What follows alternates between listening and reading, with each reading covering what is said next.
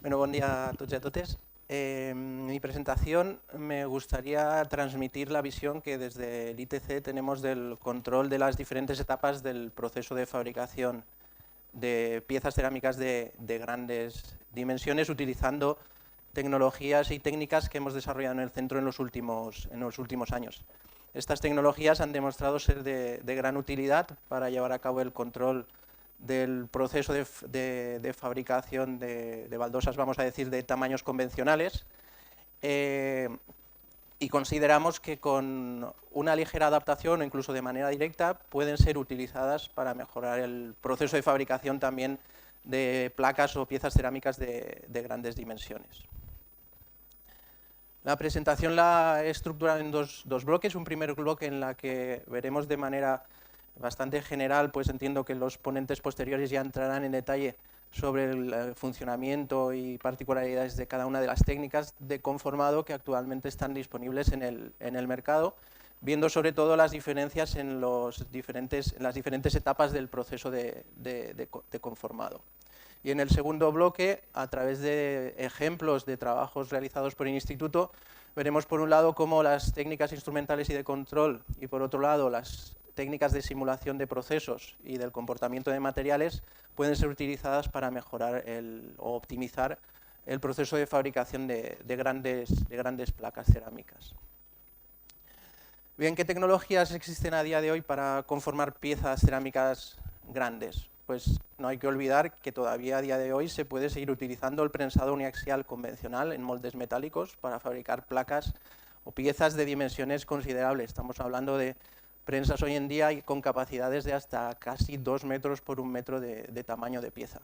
Este método de conformado, que hoy en día en la mayoría de los sectores o clústeres cerámicos del mundo utilizan polvo atomizado como polvo de prensado, implica aplicar un esfuerzo uniaxial de deformación a un polvo confinado en un molde metálico y permite obtener piezas con un borde completamente definido que en ocasiones es rectificado en función de la tipología de producto, pero que ya proporciona una pieza que puede ser comercializada directamente con la forma que se obtiene tras el prensado. A partir del año 2001, creo que fue, System ya empezó a plantear, o fue la primera empresa que planteó una técnica de conformado de grandes placas diferente al prensado uniaxial convencional y propuso lo que sería un prensado uniaxial sobre banda de un estrato de polvo y en el caso concreto de su tecnología utilizando retenes flexibles de material similar al de la propia cinta de transporte que retienen el polvo en el momento del conformado. A diferencia de las prensas uniaxiales convencionales, estas prensas prensan o ejercen el esfuerzo de compresión de abajo hacia arriba. Luego veremos un poco más en detalle.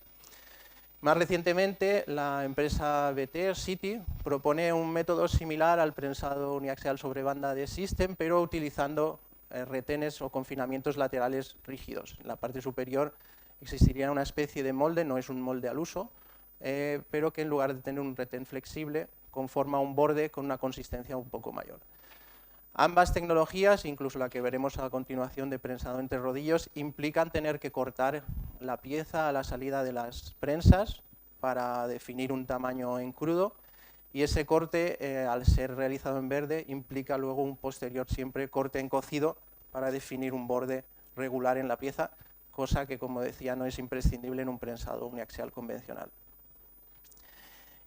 Y la tercera de las tecnologías que existen en el mercado hoy en día es para prensar placas de grandes dimensiones, es el prensado laminado entre o en un tren de rodillos. Es la tecnología que propone la empresa Sangmi, actualmente denominada como Continua Plus.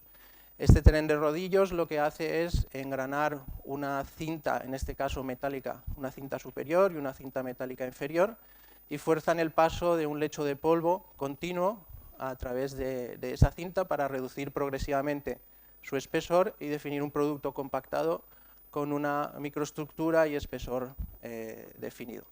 Al igual que con estas técnicas, a la salida de los trenes de compresión es necesario, como veis aquí, realizar un corte del producto, bien para generar una placa de grandes dimensiones o para conformar o definir piezas de un tamaño inferior. Vamos a ver ahora en cada una de las etapas del conformado qué diferencias tienen las diferentes metodologías que podemos utilizar para conformar piezas grandes, ¿vale? Partiendo del prensado uniaxial convencional, aquí tenemos una gran diferencia, pues estas técnicas utilizan una alimentación en dos fases. Un primer vertido desde una tolva, que actualmente es generalmente móvil, ¿vale? Esa tolva vierte el polvo sobre una parrilla o rejilla de transporte que lleva el polvo al alveolo en el que se va a conformar el producto. Este esquema está simplificado porque no se ve la primera caída del alveolo, directamente se ve el hueco, pero es una secuencia lógica sincronizada con el ciclo de prensado de la prensa. Lo que se busca en la alimentación de polvo es conseguir una distribución de polvo lo más homogénea posible en el alveolo antes de prensar. El vertido de la tolva a la rejilla es un proceso muy homogéneo y controlado. Donde existen más dificultades para tener una buena homogeneidad del polvo es en el transporte posterior del polvo al alveolo a través de la rejilla, sobre todo cuando hablamos de piezas de grandes dimensiones, donde si ese proceso es demasiado rápido es muy probable que existan heterogeneidades en la distribución de polvo. Las técnicas exclusivamente de gran formato intentan salvar esa falta o dificultad de control en el transporte del polvo con la rejilla, vertiendo directamente el polvo sobre la banda de transporte que lleva, en el caso del prensado sobre banda, estratos de tamaño definido a la zona de prensado, depositando, como digo, directamente desde la tolva de alimentación. En las versiones más avanzadas esta tolva es móvil, existen versiones en las que la tolva es estática. Y también existen versiones en las que, además de una tolva única, pueden haber varias tolvas para depositar varias capas de polvo en la formación del estrato. El sistema de prensado entre rodillos tiene una dosificación del polvo similar, con la diferencia respecto al prensado sobre banda, en que el estrato es continuo, a no ser que haya un paro en la alimentación o el funcionamiento de la prensa o de la alimentación del polvo. Entonces se genera un estrato continuo, generalmente algo más homogéneo que el que se puede conseguir con esta técnica, pues no existen los transitorios de apertura y cierre de la tolva para generar el estrato. En la fase de desaireación del polvo, en los momentos iniciales del prensado, un prensado convencional, desaireamos haciendo una primera prensada y eliminando el aire a través de las pequeñas tolerancias que quedan entre el punzón superior y las cuchillas, para posteriormente aplicar la presión de prensado. En los métodos de prensado sobre banda, la desaireación es muy similar, se desairea también a base de primeras prensadas, generalmente más de una, porque las cantidades de aire que hay que eliminar de estos lechos de polvo son considerablemente más grandes. Y el aire también se elimina de manera relativamente libre entre el hueco que existen en los retenes de plástico poliméricos, o si tenemos un retén rígido, en el hueco que queda entre el retén rígido y la banda. En el caso del prensado entre rodillos, la desaireación es un poco diferente respecto a estas técnicas, pues al tener un prensado continuo estamos constantemente eliminando el aire del lecho de polvo por la parte trasera del tren de rodillos. Esto obliga a tener muy bien controlada la velocidad de avance del lecho sobre la banda en función del espesor y de la cantidad de aire que se quiere eliminar, porque si esa velocidad llega a ser muy elevada es posible que esos procesos de desaireación generen aquí pequeñas ondulaciones en el polvo que puedan llegar incluso a transmitirse al material compactado. Dejadme, ahora deberíamos hablar de la fase de compresión en sí, pero dejadme que vea primero la fase de expansión, porque en donde hay más detalles sobre el funcionamiento de una u otra tecnología es en la fase de compresión. En la fase de expansión, que tenía lugar después de esa compresión del polvo, cuando prensamos de manera convencional, la expansión se realiza libremente fuera del molde. Hay diferentes formas de extraer el compacto del hueco, bien con una extracción libre como la que se ilustraría en esta animación. Primero sube el punzón superior y luego se extrae el compacto. En pastas que expandan de manera demasiado acusada se puede realizar una expansión a paquete para liberar la compresión solo en la parte exterior del molde, pero en cualquier caso la expansión se debe producir libremente sobre la matriz del molde, fuera del alveolo. En un prensado sobre banda, la expansión es también muy similar a la que tiene lugar en un prensado uniaxial convencional. Cuando dejamos de aplicar el esfuerzo de compresión máximo, la pieza puede expandir libremente sobre la banda. Los retenes poliméricos son flexibles y apenas ofrecen resistencia a esa expansión. Por tanto, el comportamiento es similar en los dos casos. Cuando tenemos un prensado entre rodillos, donde estos rodillos centrales son los que ejercen el esfuerzo de compresión máximo, como decíamos, tenemos un avance continuo del polvo que va reduciendo el espesor progresivamente y tenemos una expansión también continua del lecho de polvo que es necesario controlar, ¿vale? Si esa expansión no se controlara, después del tren de rodillos compresor o de los rodillos compresores dejásemos expandir libremente el compacto, la pieza podría tener problemas de fisuración y rotura. Entonces, en las versiones más avanzadas de esta tecnología, lo que existe en esta zona de la prensa es una placa metálica situada por la parte trasera de la cinta metálica, con unos huecos en los que se inyecta aire, son una especie de cojines de aire que acompañan ese proceso de expansión para garantizar que el compacto expande de manera, vamos a decir, suave y regulada y que la pieza tiene la consistencia y propiedades deseadas. Como veis, este proceso es ligeramente diferente a los dos anteriores. En cualquier caso, en todos los casos, tenemos los mismos fenómenos en cuanto a comportamiento del polvo, ¿vale? Tenemos deformaciones, tenemos desaireación de aire y tenemos, después del prensado, expansión. ¿Qué sucede en la fase de compactación? Que, como os decía, realmente es previa a la expansión postprensado, pero la prefiero contar en último estadio porque es la que tiene realmente mayores diferencias. Pues en un prensado convencional o en un prensado sobre banda, el control del proceso se realiza en base a la presión que aplicamos sobre el polvo, en ambos casos.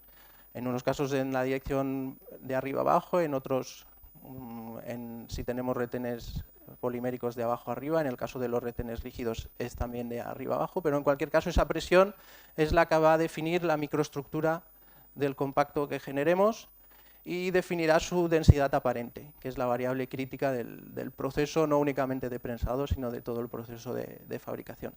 Esa densidad también va a estar influida por la humedad que tenga el polvo, tanto en una técnica como en otra, y el compacto, como decíamos, va a tener una expansión postprensado. Desde hace años se conoce que esa densidad que definimos en el compacto depende exclusivamente de la presión máxima y humedad que apliquemos sobre el polvo, igualmente la expansión postprensado. En el caso de la densidad, a mayor presión de conformado o mayor humedad, mayor densificación conseguiremos, y al contrario. Y en el caso de la expansión postprensado, a mayor presión, mayor reacción elástica del material tendremos, y a mayor humedad, menor reacción elástica, porque el material mantendrá su deformación plástica con mayor intensidad, ¿vale? En estos procesos, el control de la densidad aparente es independiente del control del espesor, que es la segunda variable crítica que fijamos en el proceso de conformado, el espesor final o en crudo del soporte. Este espesor, evidentemente, también depende de la presión y de la humedad de conformado, pero si estas dos variables no varían, dependerá exclusivamente de la cantidad de polvo que hayamos alimentado a la prensa o al alveolo, este H sub 0. Si llenamos más polvo en el hueco, hacemos un hueco más grueso y depositamos mayor espesor de polvo inicial, tendremos un mayor espesor final, y si la presión y la humedad no han cambiado, tanto la densidad como la expansión se mantendrán constantes. Lo mismo sucede con estas tecnologías. En un prensado entre rodillos esto es también un poco diferente, porque en este caso no existe un control del proceso en base a una presión, que realmente aquí estamos aplicando una presión sobre el polvo, una presión que no es realmente por completo uniaxial, sino que existe un cierto esfuerzo tangencial también. Pero bueno, en estos equipos no existe una medida de presión definida como presión específica sobre el polvo. Lo que se controla es la razón de compresión entre la altura de polvo que alimentamos al tren de compresión y la separación entre rodillos, ¿vale? De esa relación de compresión es de lo que depende tanto la densidad aparente como la expansión postprensado del producto, ¿vale? De ese cociente entre H sub 0 y H sub R.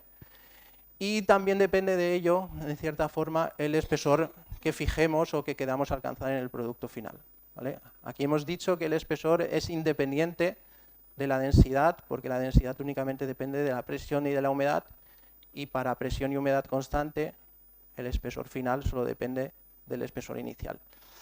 En este caso, imaginaros que lo que queremos hacer es aumentar el espesor final del producto. Lo que haremos será separar los rodillos, pero al separar los rodillos también estaremos modificando la densidad y la expansión postprensado, porque habremos modificado la presión efectiva que aplicamos sobre el polvo. Por eso, cuando se quiere controlar o modificar el espesor en este tipo de prensado, también estamos modificando la densidad, y ello implica que también haya que hacer regulaciones sobre la altura del lecho de polvo para, modificando el espesor, no modificar la densidad aparente del producto. Como veis, aquí el control es un poco, tiene mayor interrelación entre las variables que en un prensado, vamos a decir, clásico. Eso hace que en los prensados uniaxiales los diagramas de compactación, que son estas representaciones de la densidad aparente en seco del producto en función de la presión de prensado, puedan utilizarse directamente. Podemos saber a qué presión prensar para conseguir una determinada densidad a una humedad del producto dada. En cambio, cuando trabajamos con prensados entre rodillos, la relación entre la densidad y la humedad del polvo no es tan directa como en nuestros sistemas, porque, como veis, para bajas razones de compresión, para, vamos a decir, bajas presiones, sí que existe una correlación entre la densidad y la humedad similar a la que tenemos con los diagramas de compactación, pero para razones de compresión altas la relación no es tan clara, porque tenemos influencia de la expansión postprensado del material.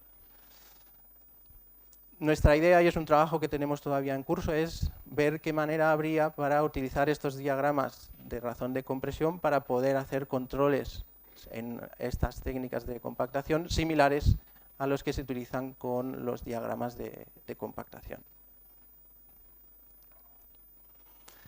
Vale, pasamos a ver el segundo bloque de la presentación, en el que la idea, como decía, es ver ejemplos de aplicación de tecnologías que tenemos muy utilizadas en proceso convencional de fabricación y que creemos son interesantes para la fabricación de placas.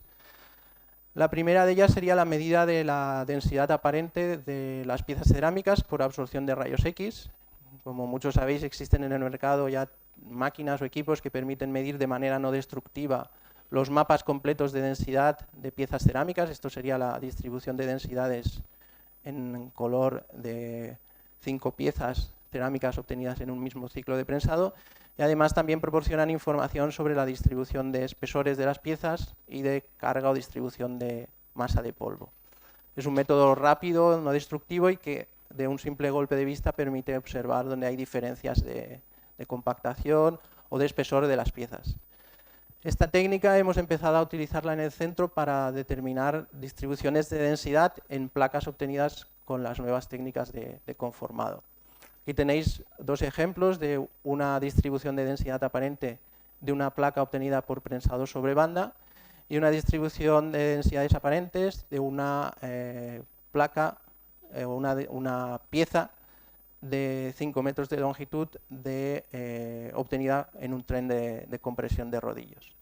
En general, lo que estamos observando es que la fabricación con prensado uniaxial sobre banda proporciona distribuciones de densidad en las que suele haber heterogeneidades al principio y al final de la prensada, y en el caso de las aplicaciones o las fabricaciones con trenes de rodillos se observan básicamente diferencias en el ancho del lecho de polvo o del compacto. En este caso tendríamos una zona central menos compactada que los laterales, pero también hemos visto situaciones contrarias o incluso diferencias de izquierda a derecha que están muy relacionadas con cómo esté depositándose el polvo sobre la banda metálica desde la tolva de alimentación.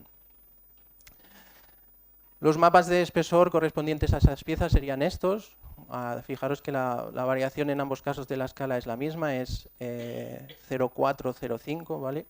Las diferencias suelen ser muy similares entre un método y otro. Las heterogeneidades sí que aquí tenemos casi siempre diferencias en la sección transversal, porque al tener un flujo continuo de polvo, en este sentido, si no hay cambios drásticos de la humedad o cambios o detenciones de la producción en general, la homogeneidad es muy grande y en este caso se suelen tener, si existen, diferencias más en el seno de la pieza. Comportamientos que reflejan la diferente forma de trabajar de los equipos. Como decíamos antes, es muy importante la humedad en el proceso de compactación. La humedad es una variable que en la fabricación de baldosas cerámicas convencionales sabemos desde hace muchos años cómo medirla en continuo. De hecho, hay sistemas en muchas instalaciones industriales que permiten controlar en base a esa medida de humedad la presión de prensado, como veis en este gráfico, buscando mantener constante la densificación del producto.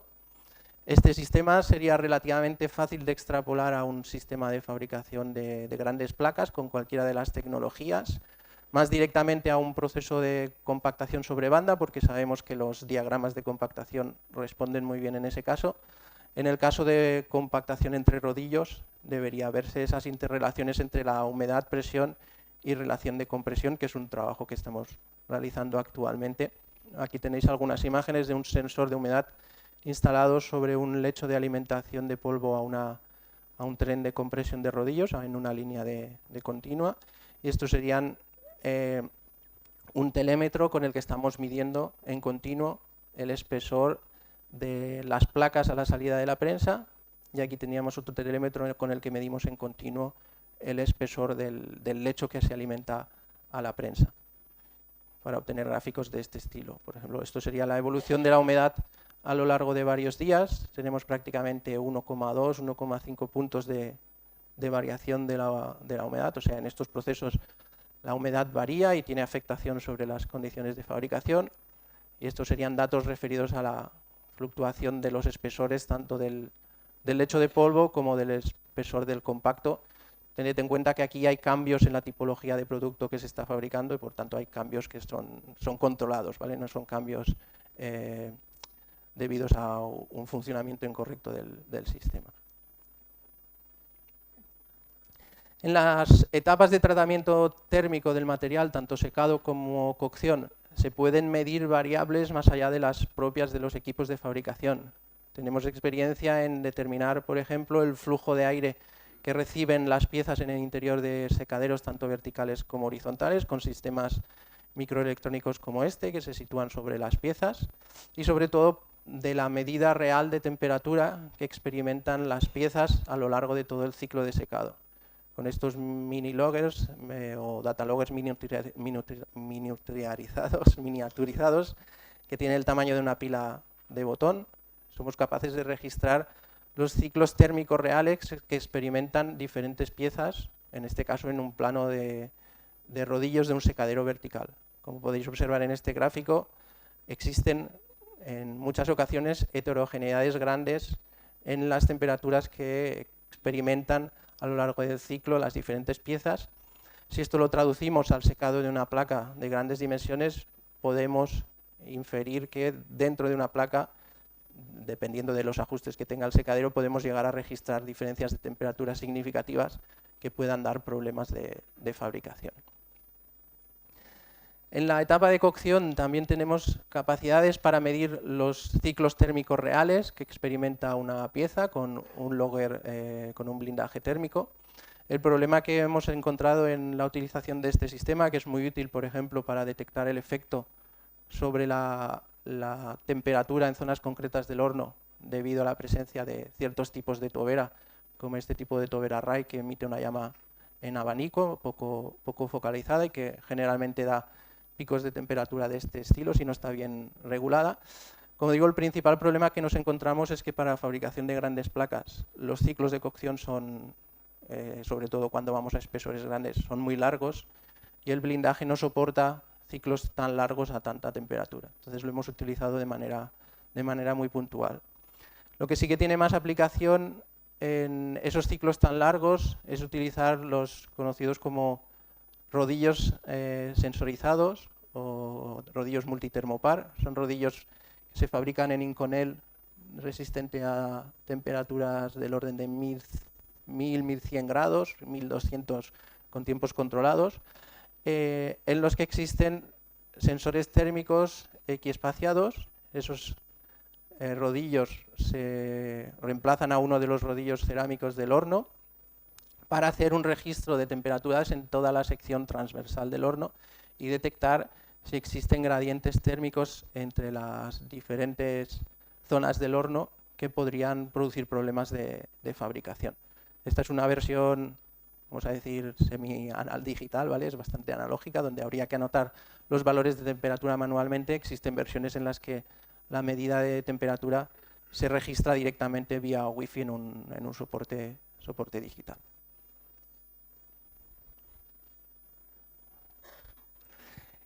En caso de no disponer de estos elementos de medida, también es posible en zonas concretas del horno instalar instrumentación adicional para, realizando maniobras, detectar cambios concretos de la temperatura. Sería tan sencillo como, a través de mirillas de los hornos, instalar termopares y data loggers que nos proporcionen información concreta de lo que sucede en esas zonas definidas del horno, buscando ciertos problemas que puedan ocurrir en las piezas fabricadas. Bien, para terminar con estas técnicas de optimización, me gustaría hablar de los problemas asociados al corte de placas de gran formato, que es un problema bastante acuciante en el sector, hasta el punto de que hay veces que producciones prácticamente enteras dan problemas de corte, y esos son costes o pérdida de competitividad muy grande para las empresas.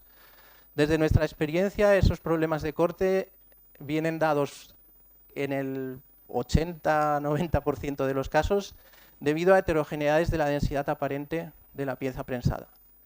En ciertas ocasiones, esos problemas son debidos a presencia de tensiones residuales en el material debido al un enfriamiento rápido no controlado, alrededor de los 1000 grados, y en placa cerámica creemos que no es aplicable, en pieza cerámica convencional en muy pocas ocasiones debido a faltas de acoplamiento entre el soporte y el vidriado.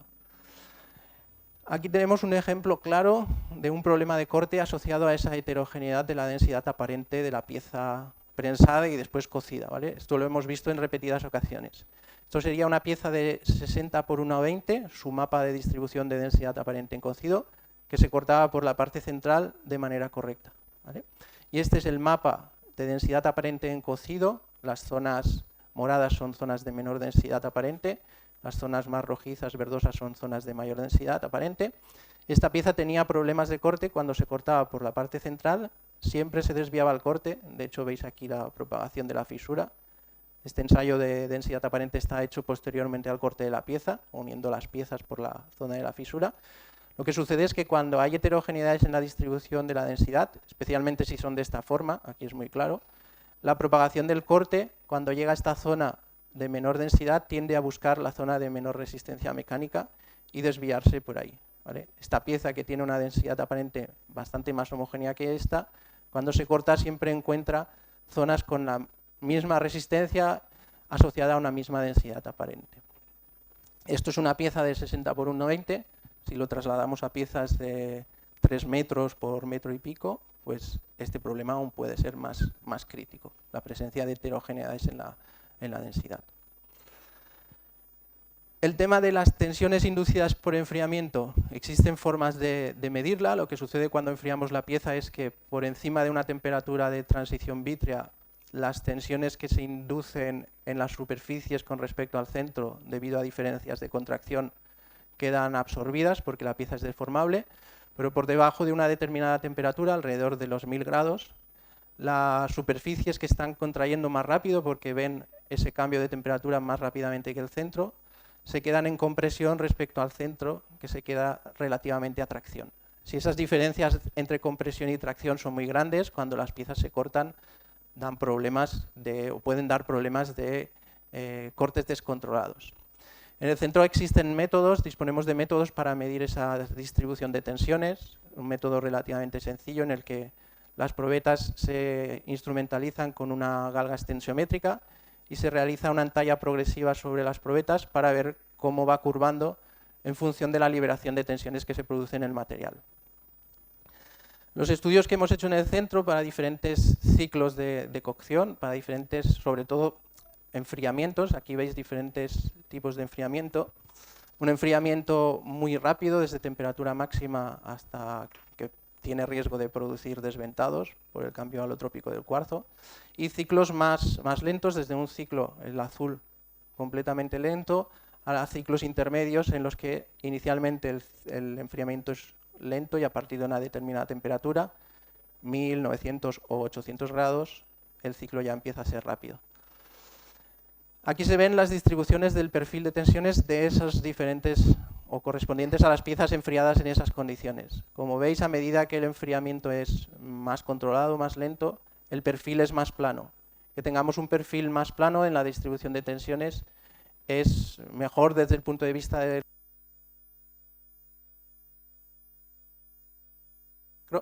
Ahora, se propagaría la fisura de una manera más incontrolada. ¿Vale? Entonces, a nivel industrial, con los ciclos térmicos de grandes placas, que son relativamente lentos, es difícil que el material se tensione por enfriamiento lo suficiente como para dar problemas de corte. Es más habitual un problema asociado a heterogeneidades en la compactación. Y por último, en cuanto a técnicas de simulación que pueden aplicarse en el proceso o la optimización del proceso de fabricación.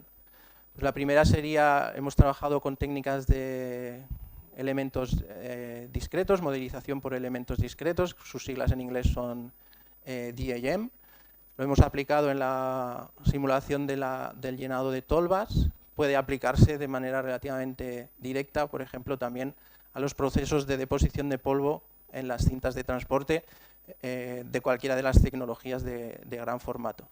Pensamos que tiene bastante aplicación, aunque no hemos trabajado en ello, para diseñar o ver la eficiencia de los que ahora tan en boga están sistemas de generación de la famosa beta pasante, porque podríamos simular diferentes tipologías de polvo y cómo la beta se distribuye en el momento de formación del lecho. También hemos aplicado técnicas de CFD, de Computed Fluid Dynamics, para simular, por ejemplo, el escape de aire en los alvéolos de una prensa, buscando problemas de arrastre del polvo en el momento del conformado, o en sistemas de deposición de tinta o de impresión por chorro de tinta, la hemos utilizado para diseñar colectores optimizados, colectores de tinta, en los que se minimicen las zonas muertas y se minimicen los problemas de sedimentación. Esto sería la comparación entre un colector que tenía problemas de sedimentación de las tintas en estas zonas de menor velocidad.